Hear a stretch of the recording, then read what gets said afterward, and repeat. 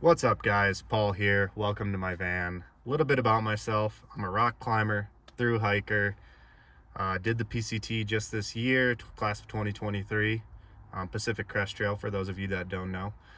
Um, I grew up skateboarding, so that's been a huge part of my life as well. Yeah, and I just love to travel and love to live in my van. Decided to move into my van because I found that paying rent just wasn't for me. I was paying for a place to stay, and I was gone every single weekend or at work, and just found that it was just not worth it for me. I wasn't getting the use out of a place and felt like I had to be there more than I wanted to be.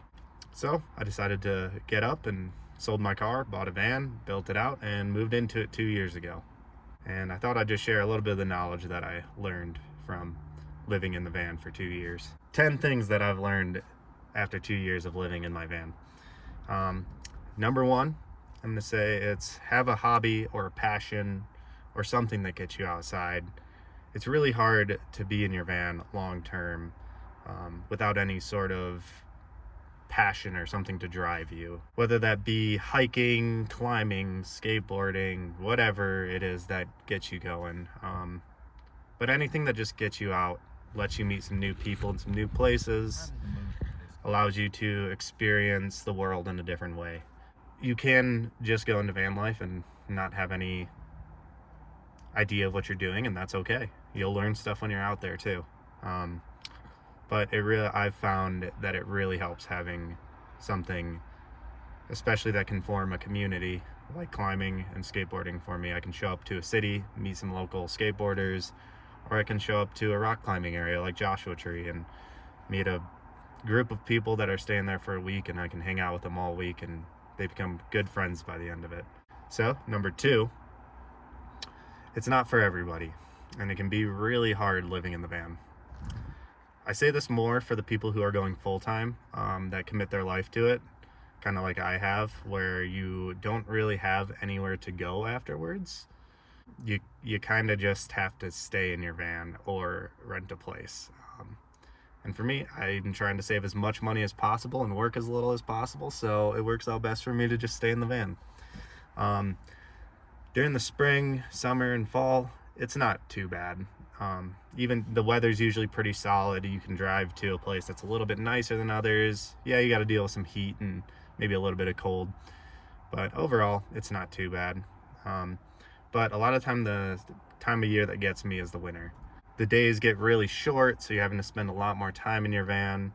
It's really cold at night, pretty much anywhere that you are. I've lived in Las Vegas in my van, and even then, it was just a really cold season, and the nights were cold. And I spent a lot more time in my van than I wanted. A lot of times I had to go to coffee shops, libraries, something just to get myself out of the van and moving around. This year, I'm actually trying to, well, I guess I am doing a place with a real winter, which is Durango. I went to Moab and installed a heater there, about $150 Chinese diesel heater. That thing has been a game changer when it comes to winter van living. It's still cold, but at least I can chill in my van for 2-3 hours and just let it run. Number 3 and 4 is going to be, you're going to have some of the best experience of your life, and risks are going to come with it. So living in my van, I have had some amazing experiences. I've gone to the Pacific Northwest and climbed all over the North Cascades. I've hiked so many trails in so many beautiful areas: California, Washington, Oregon, Colorado, Arizona. And just being able to go and experience these wild landscapes and live in your van and cook yourself a good meal and have a house wherever you go really adds to that experience. The thing that I always have to remind myself is that it is scary going into this stuff. So you're always going to have a little bit, those butterflies in your stomach, or you're going to have some sort of discomfort when you're there. And that's just part of it. You just have to learn to deal with it. And once you do, you start to realize it's not so bad, and it's going to happen more often than not when you go to new places. Number 5, you can learn a lot from discomfort. One thing that I've really learned, especially during the winter, because it just can be so cold, and if you don't have a heater, it can be really brutal. You can learn a lot about yourself through discomfort. You can see how you deal with stress, what you really appreciate become a lot more valuable at that point. And also, like I was saying earlier, a lot of discomfort comes with just going a place that you don't know and meeting people that you don't know, and you can learn a lot just through that and opening yourself up to it. Number 6 is you learn to appreciate the little things. This might be a little less to people who live in like really nice sprinter builds, because you have so many more amenities. You might have a shower, a toilet, all that stuff. But for me, I have a 6-gallon water tank, a tiny little hand pump sink, tiny little fridge, and a stove. Not much more, and some lights. It really does make you appreciate when you go into a house or do anything, how easy it is to exist in those places. You go into a house, whether you're house sitting or you're visiting your parents or visiting a friend, having water on tap and having a toilet at your disposal, and all those little things that when you're living in a house you don't really know or appreciate, but you really learn to really appreciate and see how fortunate you are to have any of that stuff after living in a van for a while. Number 7, being scared to get out, do things. I mean, just building a van, it's scary. You get nervous. It's a big commitment. Even if you're just doing it part-time, putting down the money for it, figuring out where you're gonna go, are you gonna meet people? It's always scary. It never gets easier. Every single time, I always get those butterflies. I'm always uncomfortable taking off. But every single time I've done it, I've always had some of the best experiences I've ever had, and I've met some of the best people I've ever met. Some people I still talk to almost daily, every single day. I would not trade any amount of money for those experiences with those people ever again. So if I had any advice, is listen to your gut and take those risks when you can. Number 8, be flexible. So I always like to say, I'm not a huge agenda person, but I do like to kind of lay out a rough plan. So last year for me, or I guess over the last 2 years, it was go to the Pacific Northwest and explore that area and do the PCT that next summer. Did it work out exactly how I wanted it to? Not really, but you know what? It turned out being a great summer. I went to Indian Creek down in southern Utah, went out through Arizona, got to visit some climbing out in California, in the Sierra Nevada, Southern California, and then eventually I got up to the Pacific Northwest and had one of the most amazing climbing seasons in the North Cascades and Index and all those areas, and met so many genuinely amazing people. You know, it was a big reason for me not getting out there earlier was that it was a high snow year, and a lot of the high areas were still covered in snow all the way until mid-July. And California was melting out quick, so I decided to just stay in California for a while and enjoy my friends that were there and enjoy the area that I was in.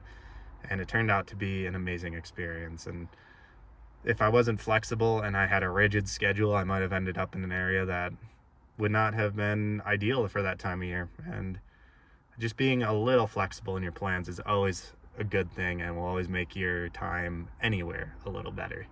Number 9, set achievable goals for yourself. Maybe have a greater goal, but break it down into goals that are manageable. I really think when you're living in your van, you have a lot of downtime, and usually you're not working as you do it. Some people will be, but if you're trying to take the time off and really enjoy being in your van, you're probably not having a job. And setting achievable goals for yourself, really give yourself that meaning while you're out on the road, because sometimes you can feel a little lost when you don't know where you are, what you're doing. But if you have a goal, whether that just be, I want to climb in the Sierra Nevada and meet some friends in Bishop, something like that, or I want to read 3 books this year, I want to learn to play guitar. If you can just set those kind of goals for yourself, it gives a lot of meaning to your trip, and a lot of times you can come out, with a new skill or new drive for something else, and every time you accomplish something, it opens up more doors to accomplish more. So always be hungry in that sense. Always want to achieve more and set yourself goals, and don't beat yourself up when you don't get them. It doesn't always happen, so Just set yourself goals and try to stick to them as best you can. And 10, be open-minded, share, be welcoming, and people will follow. If you go to an area and you have other campers around and you make a really nice meal, you got a little bit extra, go over to the next campsite and offer them some food. Offer them a beer. Ask if they want to come and hang out by your campfire, if they want to go climbing or hiking the next day. You'd be surprised at how nice people are, especially when you step forward with just a little bit of initiative and a little bit of openness. Being willing to share something and say like, hey, I'm here alone, you're here alone, maybe we can get together. And you can meet some really incredible people that way. I've met a lot of incredible people just from similar situations, and it opens up a lot of opportunities. So always leave yourself open and try your hardest to be a kind person. All right, guys, that was my 10 things that I've learned in the last 2 years living in my small little van. I wouldn't take any of these experiences back. It's been amazing. It can be hard at times, but I love it. Something I absolutely will keep doing and hope to be doing for a long time. Thanks for watching. Like and subscribe. I'll see you guys later.